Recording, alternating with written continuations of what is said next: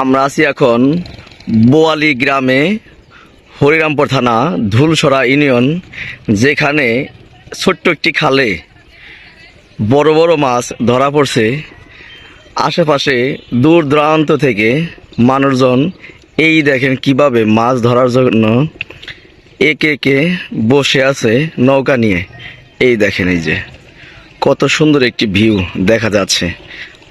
শুধু মাছ আর মাছ মারার জন্য মানুষজন দূর দূরান্ত থেকে ছুটে এসেছে এই খালে।